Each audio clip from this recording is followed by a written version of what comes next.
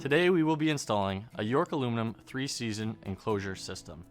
Every enclosure system comes complete with custom built 1 3/4" aluminum enclosure panels. We then supply all necessary H channels, U channels, corner channels, and split channels for easy installation in even and uneven openings. A storm door is then added to complete the enclosure. An enclosure is an easy and cost-effective way of creating additional living space that provides year-long beauty, versatility, and comfort. When measuring for an enclosure, it's important to look for any obstructions that make the opening uneven. Things such as rough brick or posts need to be taken into account when measuring. On this enclosure, we have 3 different surfaces that we're installing into. We have some plain brick, a protruding concrete sill, and rough stone. What we need to do is build this out and create one continuous plane from the top all the way down to the bottom so that we can install the enclosure panels up against it. Here we have a U-channel. A U-channel will be used from the concrete sill to the top of the opening to provide support for the H-channel that we're going to use to build around this concrete sill. Now this doesn't fit nicely over, so what we're going to do is notch an H-channel. It'll wrap around nicely around this concrete sill. And now for the stone, what we're going to do is take 2 lines and with a grinder carve 2 lines in so that the H-channel will slip in and give it a clean finish. Caulking can be used to finish off any remaining gaps.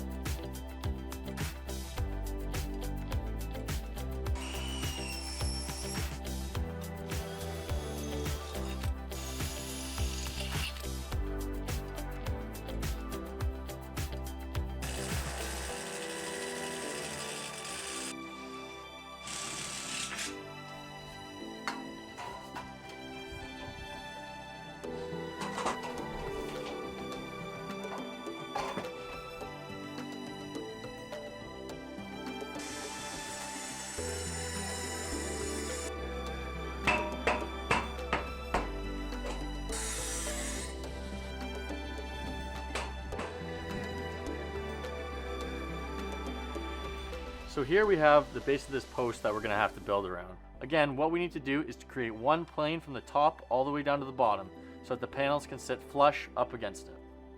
So what we're going to do is remove this cover, and we're starting with the U-channel.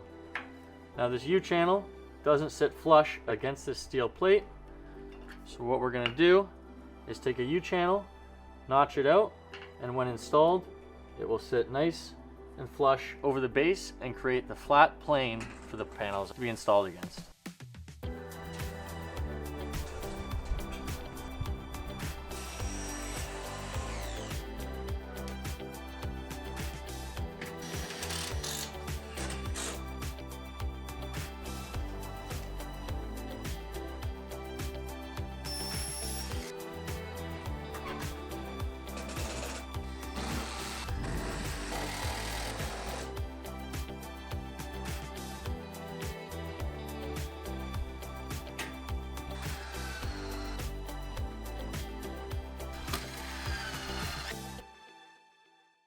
We've now finished enclosing our opening with all the necessary channel. On this side over here, we've finished our H-channel buildup, worked our way around our brick. We now have one full plane all the way from the top to the bottom. We've gone ahead and added our top U-channel, a U-channel on the side, and 2 U-channels on the bottom. We're now able to slide the panels into this door opening, up into the top U-channel, and then slide over into place.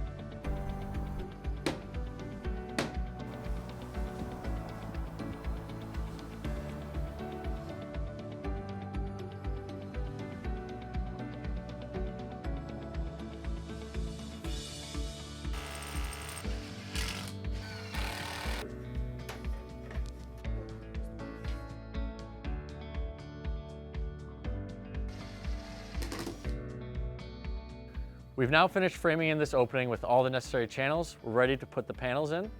What we've done in this opening, on the left side, we've done a H-channel build out to get around the rough stone and brick. On the bottom, we've put a full U-channel. On the side, we've put a split U-channel. And on the top, we've put a split U-channel. In this opening, we're going to be putting in 3 panels. The first panel can be slid into this bottom channel and then swung into place. It can be then be slid over and left in place. You're then going to put a full H channel to cover the gap, and now we're ready for the next panel. You follow the same process, insert it into the bottom channel here, swing it into place, and it's slid over. Next, we're ready for the third and final panel. Same process, and now we're left with an opening with 3 panels in it. Now you're going to have a gap between number 2 and number 3 panel, and a gap on the side and top. We're going to use the other half of the split U channel to cover this gap and the other half of the split U on the top. It will close it off and give it a complete and clean finish. Here we have a split U channel. One side is used as the backstop, the other side is used as the cover.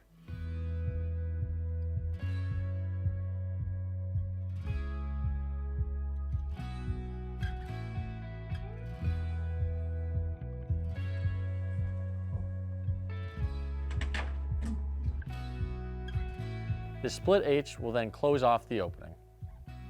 One side is used to cover the inside gap, the other side is used to cover the outside gap.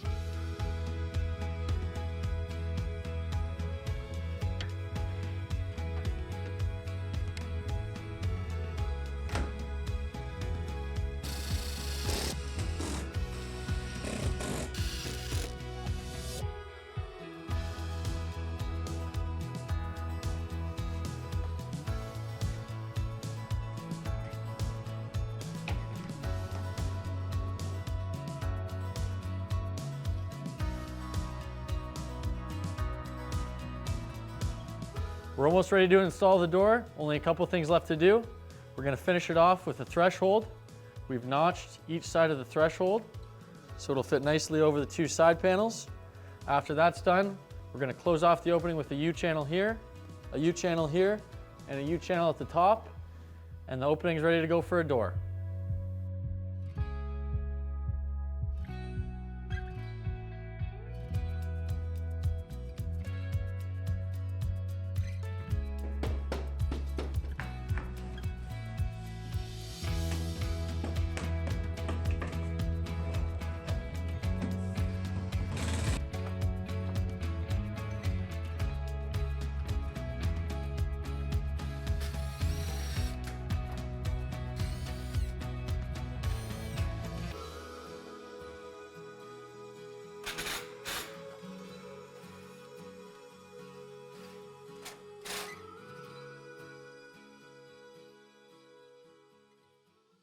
We've gone ahead and installed the door into the opening. We secured it on the hinge side at the top, and then we went ahead and removed the 2 pre-hang clips at the top and bottom of the door. We now want to check some gaps and ensure proper operation. So there's a few spots you want to check for this. One of the main spots is in between the header and the door rail. This gap right here. We want a nice tight line all the way from along the top. The other spot is between the Z-bar and the door rail. This line right here, we want a nice tight line all the way from the top down to the bottom. We also want to check between the U-channel and the header right here. If there's a gap, you just knock the U-channel down a little bit to close this gap. Same thing on the handle side. Here we have a small gap. We're going to knock this U-channel out to close this gap. As long as these all line up, we're going to ensure a proper operation of the door.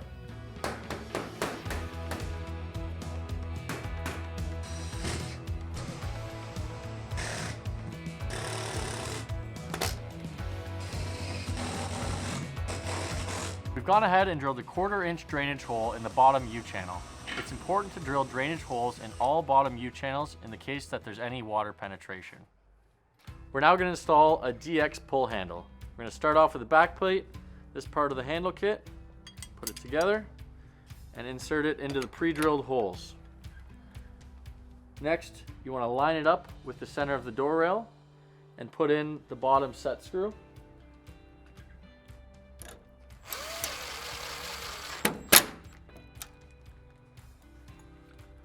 After we've done that, we remove this and insert the pull handle section. We now have our complete mechanism. After you've done that, you need to select the right pin length based on the thickness of the door rail.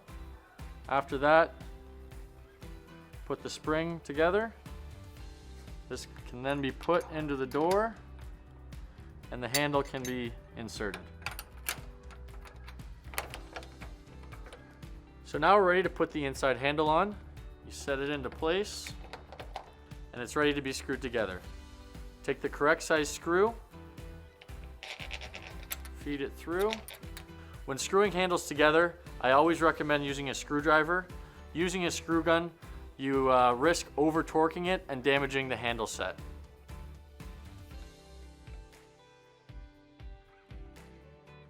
Voila! Last step is to install the keeper. We have a custom York aluminum keeper that will have the correct depth from the U-channel over to the handle. What you're going to do is take the keeper, insert it into place, and line it up with the handle. Then you're going to mark this so you know where to install it. After you've done that, line it up and install in place.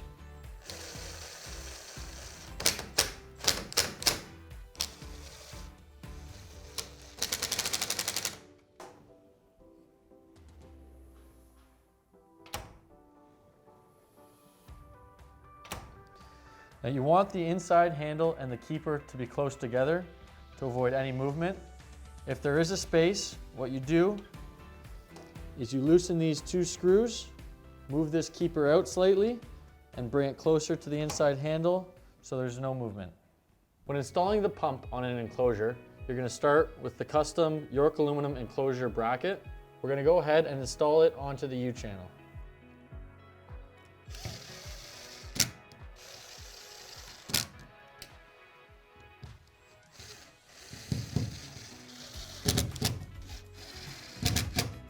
Next, we're going to take the pump and the spring, insert it onto the end. We can then go ahead and install it onto the bracket with the fastening pin. Then, the pump works best if we pull it out just about 1/4 of an inch. So we're going to go ahead now, pull it out about 1/4 of an inch, use the closer, the stop, to secure it, about right there. So I've pulled it out just a little bit. We can now go ahead and install it onto the door.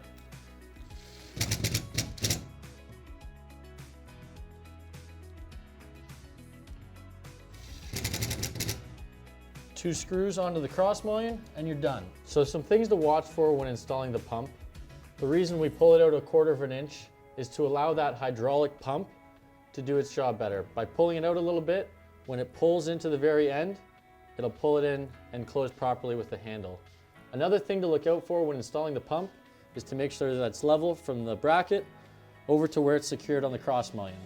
If not installed level, it'll place extra stress on the pump and cause failure over time. Now we're going to test out the pump to make sure we're happy with the speed that the door is closing.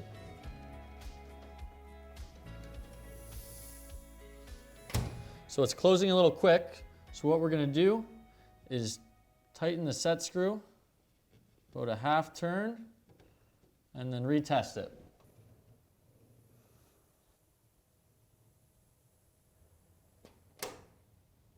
That's perfect.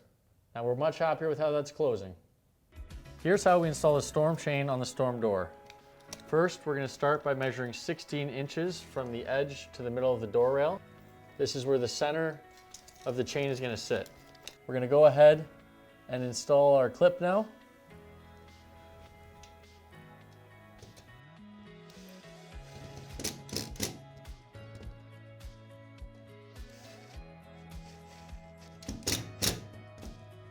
Now that we have that in place,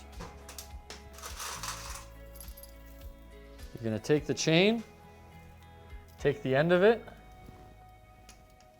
take the pin, and hold it into place. Now, we have this spring here that will hold it to the edge of the door. You want to take about halfway in between and install this spring. From here, this spring will be installed to our channel at our U channel at the top here.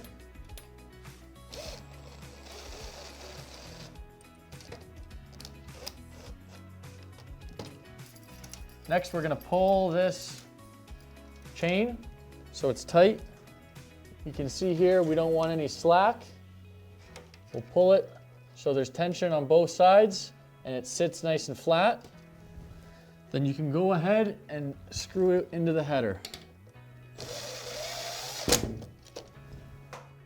Now you can see this chain will hold it if there's any wind. If any wind catches it, this will stop it from swinging open and ripping the door off the hinges. The last adjustment before our door install is complete is to make sure our sweep is set in the right position. So in this case, we have a little bit of space between our sweep spline and our threshold. So what we need to do is drop this sweep so that the spline is slightly hitting the threshold. To do that, loosen the 2 screws.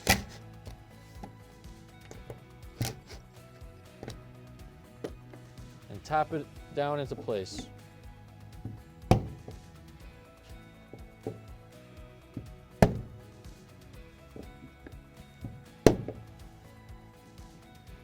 Once we're happy with the position, you can tighten it up.